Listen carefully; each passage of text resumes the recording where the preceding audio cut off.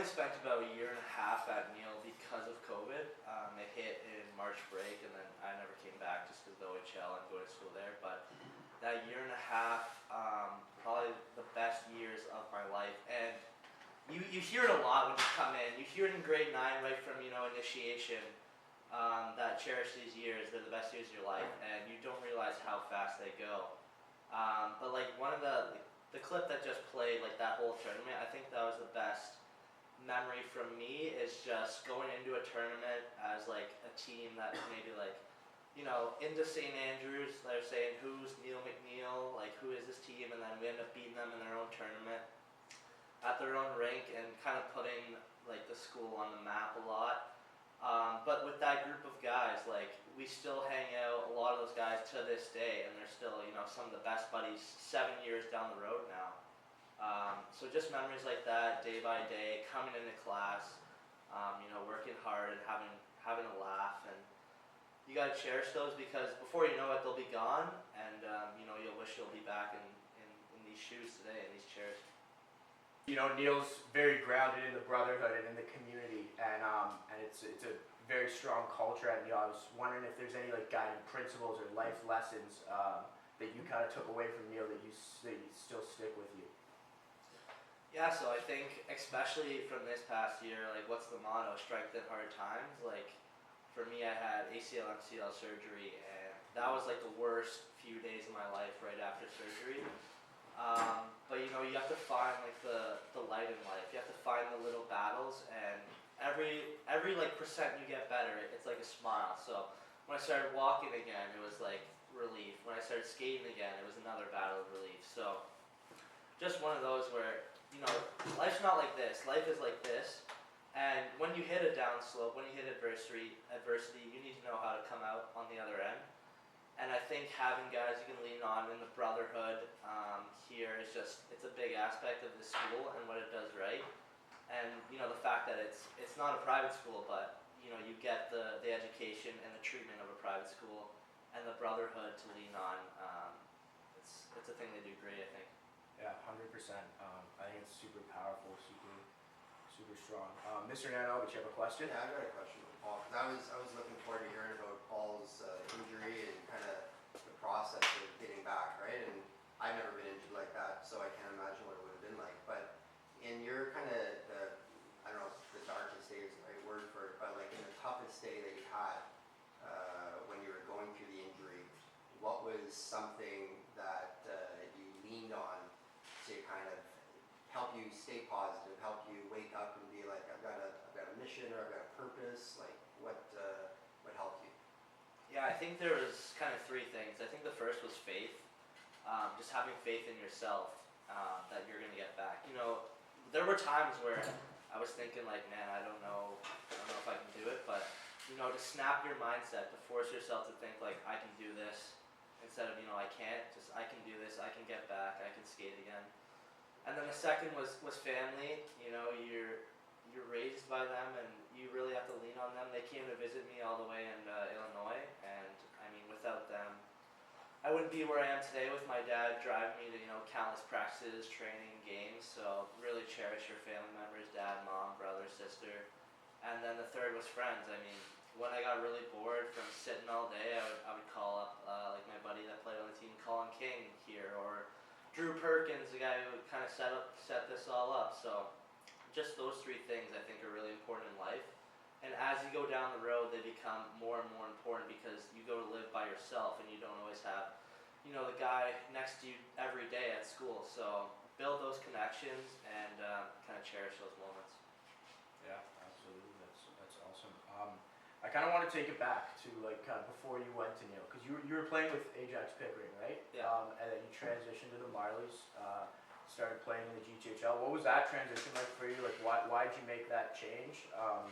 Just a little insight into that. Yeah, I think the GTHL is probably the most competitive minor hockey league in the world, if not, So I think playing in the OMHA was good, but when I transitioned to the G, I took hockey more seriously when I was minor Adam. So it was a big step for me, but the Marlies and any organization, honestly, great organization there, and it helped helped me take hockey more seriously with, there's a standard. You got to show up on time. You got to show up early. Work your hardest every day, and it's not just like, throwaway hockey where guys are showing up late, but took hockey more seriously, and throughout those 7 years on the Marlies, I kind of developed into having those friendships and, having like the captain, brotherhood and mentality, and I mean, it led me where I am today, so it was a good step in the direction. Yeah, absolutely. And then after that, after playing for the Marlies, obviously you went to Kingston, played there for 4 years, and captained a couple of those years, right? So I guess what was the transition like? Obviously during COVID it was really tough, but kind of going from a high school situation where you're living at home with your parents and seeing your buddies every day to where you're billeting and you're away from home playing with guys who could be 4 years older than you, right? How was that transition experience? Yeah, I mean, it's tough. You never really think about it, but even with billets, like, they're not your real parents, so you kind of have to learn how to live alone. And like doing your own laundry, I mean, most of you probably, I don't know if you guys do your own laundry or cook, but I had to cook my own breakfast, do my own laundry, so I'd say like in these maybe even during the summer, like try to be around your parents when they cook. Try to learn how to make, the basic stuff like eggs or chicken and rice. Like that stuff goes a long way for even later in life. And then, you perfect it down the road. But going to a different high school the first year was tough. Like having, your buddies back home, but you have to make new friends. So just stuff like that. I think you got to take pride in the little things, and they'll build, bigger building blocks along the way. Yeah, absolutely. And then here, just like maybe one more thing, like you thought about, like that, after your time at Kingston was done, transitioning to the real world, playing pro hockey. How was that experience? Were there some things that came at you that you didn't expect, or some things you got out of it that you really appreciated? Just anything like that. Yeah, so, I mean, playing here is one thing, right? You play against guys your own age. Even though OHL, you play against a guy 1 year older, 1 year younger. My first game in the AHL Pro was, I took a draw against a 39-year-old who had been in the league for the same amount of years I've been alive. So you got to be ready for that physicality difference and the speed difference. It's a jump from one thing from minor to the OHL, and then if you guys plan on playing pro, no matter where it is, the game gets heavier, it gets faster. So my insight would be, get in the gym. Obviously, on the ice is important, but I think that step to pro is get in the gym because, guys are heavier, guys are faster, and the line for error and the line, like the margin for, the strength is way, way thinner, because if you come in and underestimate it, guys will blow you out of the water. So always be over-prepared, I would say, and, you'll be set. Okay, that's awesome.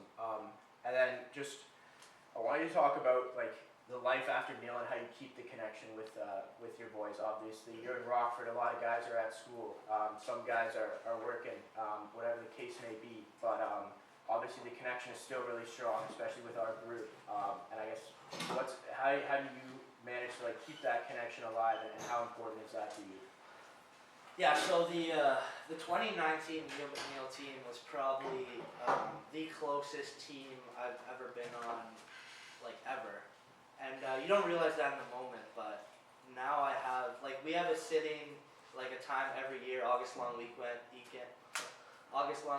where me and 3 other guys go up to his cottage and we just spend the time together. And then, even times like going over to our buddy's house where, there's me, James, Matthew Smart, a couple of guys that we've played with, and just times like that where you won't even realize it, but the guys you're around today, like the guys to your right and left, they will be your buddies for the rest of your life. And so those connections now are really important, and don't take granted for it. Like every day, come in with a positive mindset, with a refreshed, like hardworking mindset. That, I'm gonna try my best. I'm gonna lean on my buddies, and those connections run.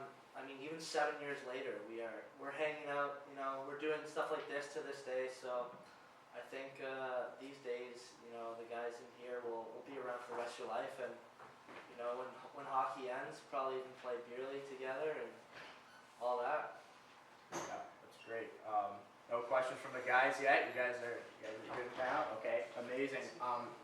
So I guess I want you to think back when you were at Neil, like when you were playing on the hockey team. As a leader, right? Best captain I've ever had, to be honest. Even though it was just school hockey, it's really important, right? It builds the connection within the school and the team, and it builds the culture of the team. And at the end of the day, like when you guys are playing hockey or representing Neil in any sport, that's what you're doing. You're representing Neil, right?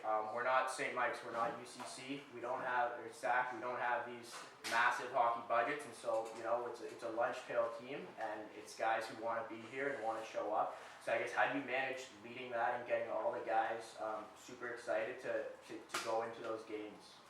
Yeah, I think we had the team for it, but I think as a leader, I mean, everyone in here is their own leader. Because guys look up to you. Everyone looks around and sees what that guy's doing, if that's acceptable or not. So I think you got to come in, and there's a time for like fooling around and making jokes and stuff, and then there's a time for it's time to lock in, time to be serious. So I think during practices, it's come and bring your best effort every day. Come and work your hardest, and if you're working your hardest, you're challenging the guy next to you. You're making him better, and I think that's what our group did like exceptionally well. Is we made everyone around us better every day. Even if we weren't on the ice, we would, in the hallways, we'd make guys, better. Like let's show up on time to practice, or let's get our homework done. And little things like that, they build it a long way. Because if you do little things in life right, like getting your homework in on time, or getting to practice on time, warming up, stretching. It builds in the success, and then it's repetition. The more you do it, the better the outcome is.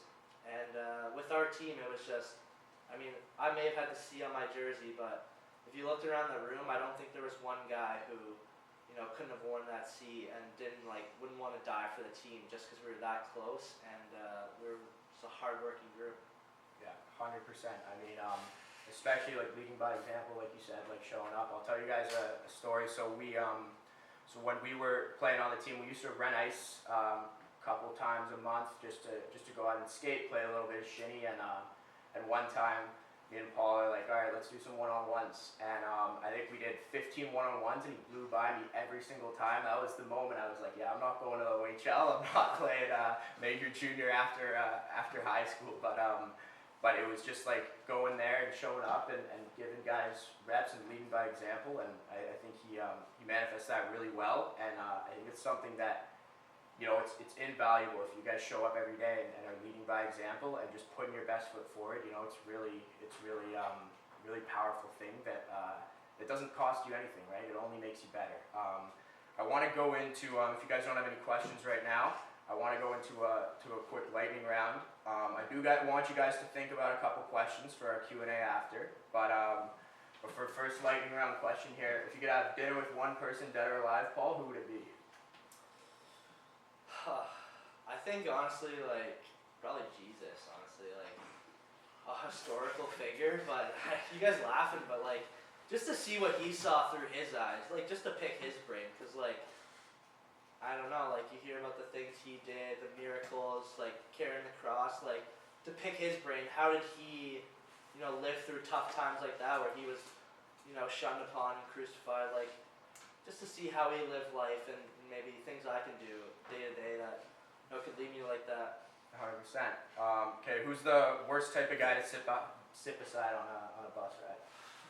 Probably either a slob, guy that just throws his stuff everywhere, or a Euro that doesn't speak any English. It's just tough to chat with them, and then the slob is just he stinks. He's got stuff everywhere. It's just not a pleasant sight. Yeah, 100%. Is there any weird pregame routine, superstition you got?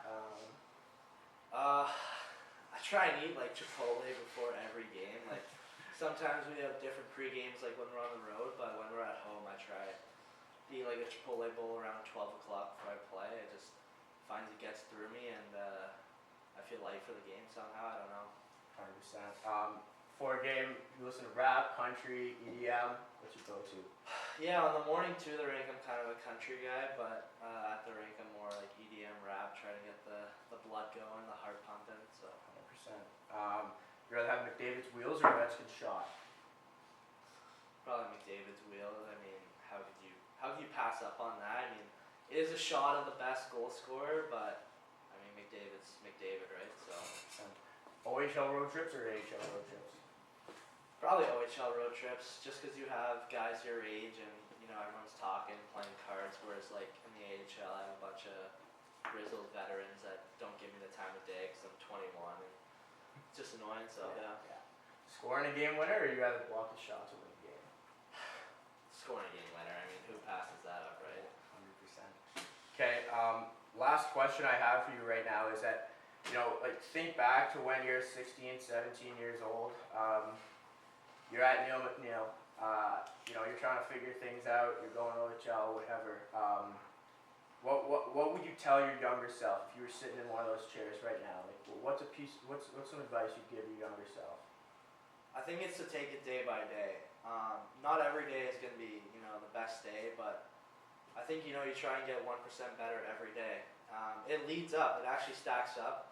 But, if you look to the future, like if you look, 10 days down the road what you're going to do, I think it just it doesn't set up success. I mean, like Michael Jordan, live in the moment, try to be in the moment. Like, how can I get better in this moment? How can I have fun in this moment? So, the days do fly by. I mean, I remember, like, it feels like 2 years ago when I was sitting in, like, these chairs, and it was actually, 7 years ago. So, it honestly flies by, man. I can't stress it enough. You'll hear it a bunch throughout your hockey career, school career, whatever, but, I mean, I'm already playing pro, and it feels like I was lacing up for this school team 2 years ago. So, cherish these moments. Don't take a day for granted, because before you know it, it'll be gone, and you'll want these days back.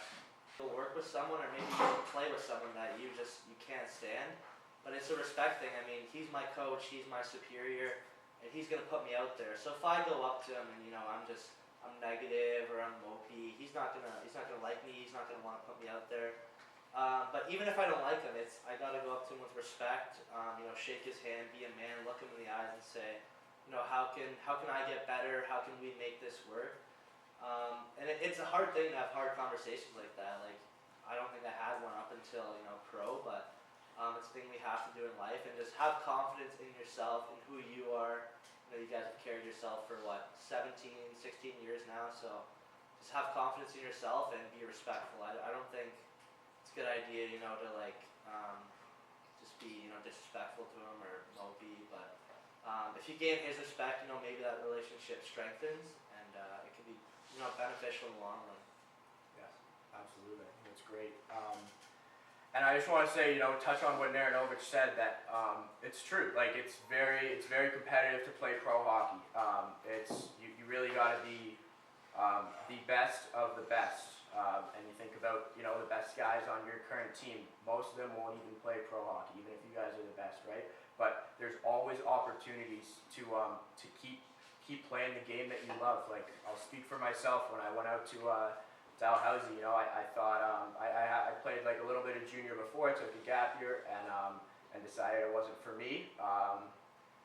But I went out to Dalhousie. I thought it was done, and I talked to a couple buddies, and they were like, "Come out, just play junior B for a couple games, see if you like it." And I completed a degree while keeping my love for the game alive. And aside from playing on Neil, it was some of the most fun I've ever had playing hockey. And so for you guys, even if it's not pro hockey, even if it's not major junior, there's always paths to keep playing the game you love, keep playing competitively, and having a great time. And I think it's just something to think about, because it's when you're young, like it's a really big part of your life, at least for me, playing hockey. And so losing that right away as soon as you leave, go to university, whatever the case may be, it's tough. So if there's a way to keep playing, you guys should always keep those options open, and always just have it in the back of your mind. And anybody else have questions? Yeah, you right there. What do you think the biggest separator is as you move up in levels? I think it's always speed and just physicality, like how heavy you are. Like, I was 180 in my rookie year, and I was going up against guys like 220, so they're pushing you around. So I think in the gym, as you move up, getting in the gym is more important than anything you do on ice, just because guys like defense are bigger, stronger, so they'll push you around. So obviously speed will come as you mature, you like to get bigger, stronger, but I think like getting strong core, upper body, so you're not, you know, bullied in the corners by the older defenseman you'll face. Awesome. Okay, you're right there. What's something you would kind of change or something you regret through your first two maybe years in the OHL?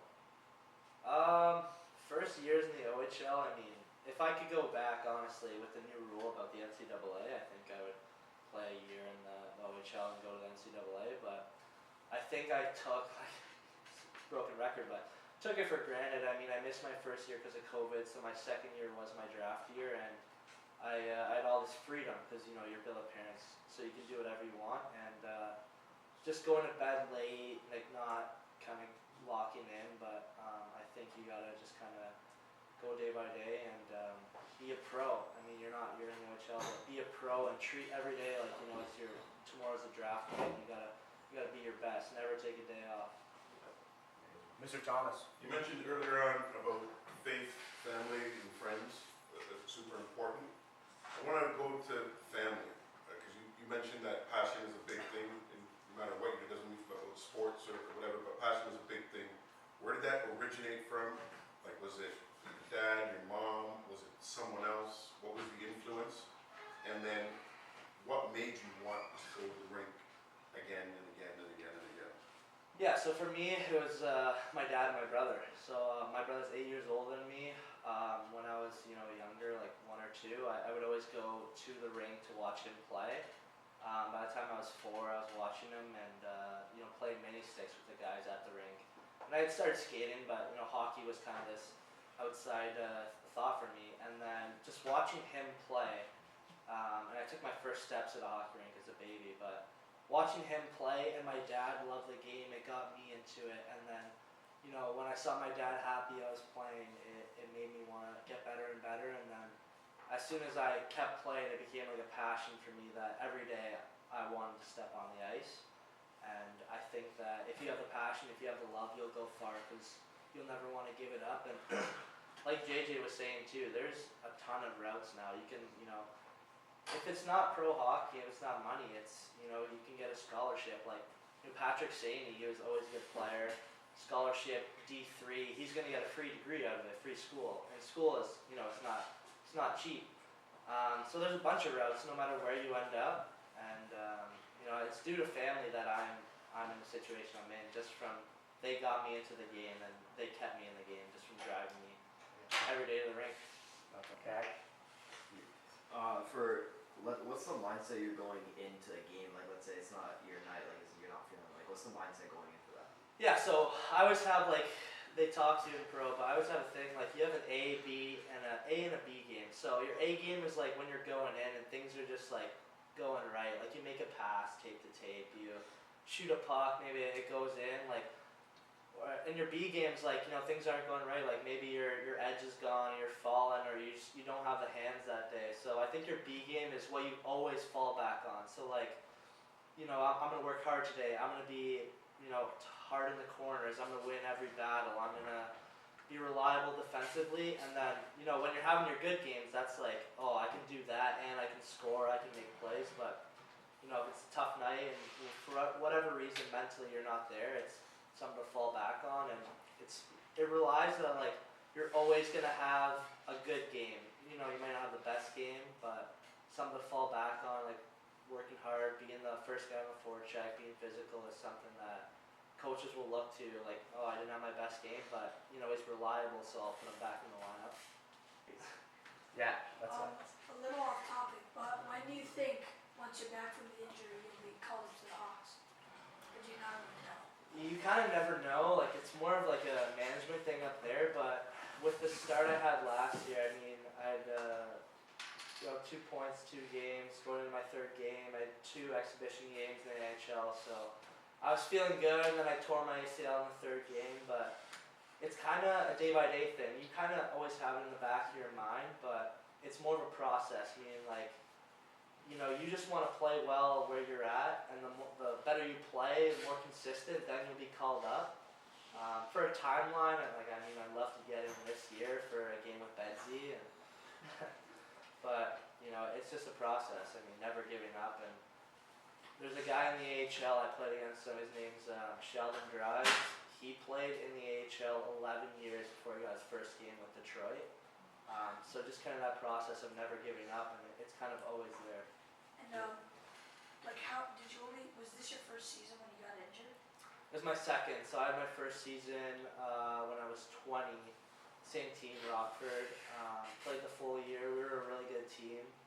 And then this is my second year, got injured, so coming into my third year. So when will you be back? Do you know? I'm ready for camp, like I'm already skating and playing again, but like I'll be back for training camp with the Hawks. Yeah. I think it's really interesting what you said there though about like how you remember Cole Cooksey, right? Big thing of his, he's like always says control the controllable, right? You can't really know when the management needs guys or whatever. Like there's always people in your ear. All you can do is control what you can control, right? It's better day by day, kind of like you said. So yeah, I think too, like for you, Paul, like as higher you get in hockey, the more of a business it becomes, right? I mean, a lot of you guys know, I'm sure, even U16, I remember there's still a lot of politics and stuff going on, and you can't control any of that stuff, right? All you can do is just be the best player you can be, and you put one foot in front of the other every day, right? Like, Yeah, I'm talking about Cole Cooksey too. Like he was probably one of the worst players I've ever seen Yeah. during like grade 9, 10. Yeah. Like he wasn't worst players, but he was not good. And then he's a small player, and now down the road, like he put in the work. He never gave up, and he grew a little bit. And now he just had a hat trick in whatever the OJ finals is or whatever. And Centennial Cup. he's lighting it up. He's going, I don't know where he's going, to school somewhere, probably free education. So it just shows like no matter where you're at, I don't think like you ever want to give it up. And he put in the work. Like he was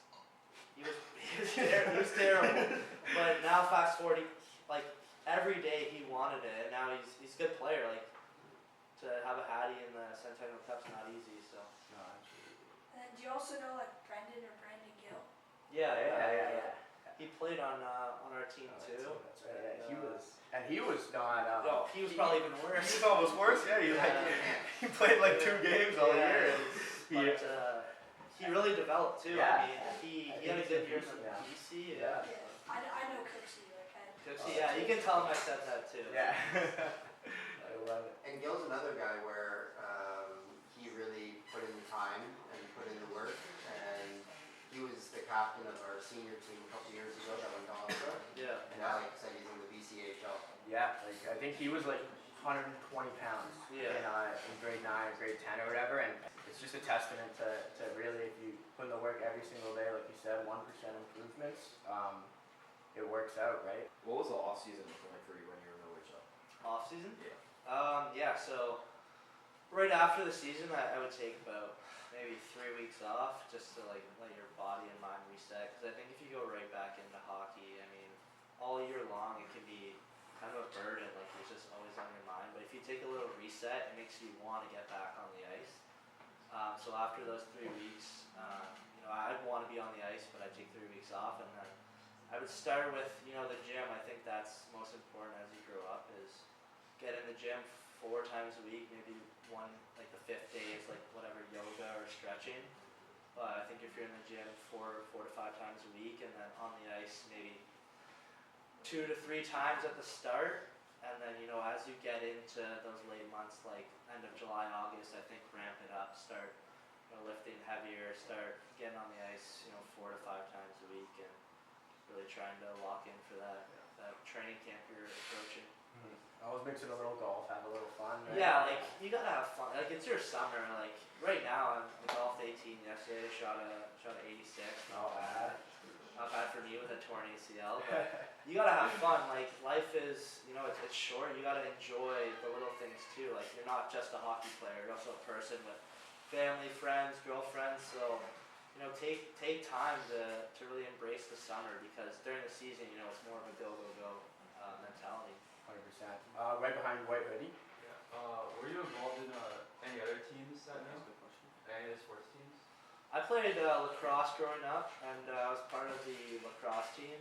I was kind of a bench rider, but I mean it was just fun to be around the seniors and kind of pick their brains. And we went to offs, won a bronze, so It was fun, and I think playing like multiple sports is a big thing growing up. Try to be, you know, as athletic as you can, even if it's not like a school sport. Play golf, play beach volleyball, play spike ball. Just be active, get outside, and I mean it leads into other sports like lacrosse was big hand-eye for hockey too. So I think the more you can get in, the better it is.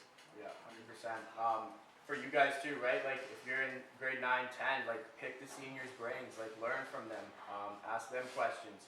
For you guys who are seniors, like reach out to Neil Boys. We're getting a website going with Mr. Thomas, where you can reach out to guys like Paul or other guys who are in, you know, maybe a profession that you're interested in, etc. And pick their brains because, you know, they're exactly like you 2 years ago or 3 years ago. They're in your same shoes, and they have some really good advice for guys like where you were. I know I wish I had you know developed more connection with the seniors and while I was playing with them and all that kind of good stuff. So yeah.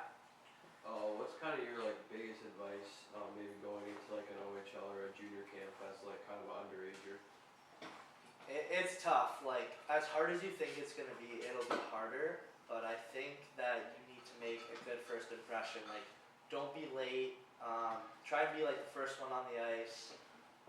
Work your hardest and just don't be nervous. Like it's easy to say don't be nervous. I mean my first pro game I was, you know, had the shakes, but I think if you have confidence in yourself and you know that you're meant to be there, that you go in and just you own the moment and you know whatever happens at the end of the day. Maybe it's not this year you play, maybe it's next year, but I mean, the guy Malik McGowan, some of you may know, he got drafted, missed his first 2 years, came in, and now he's playing signed with the Penguins. Like he just owns the moment, and he came in every year. You know, maybe you don't make it, but you go play in the OJ or you go play somewhere else, and then you reset for next year, or you get called up. And when you get that chance, you can't let it pass on because it may be the only one you ever get. So when you get that chance, just embrace it and you know truly leave everything out there. Yeah, 100%. And like when you were 15, 16, like going into camp, like I'm sure there's so many people in your ear. It's friends, it's family, it's girlfriend, it's whatever for you, agent obviously, coaches. Like how do you know? So how do you block out the noise? You know, and make the right decision that's best for you.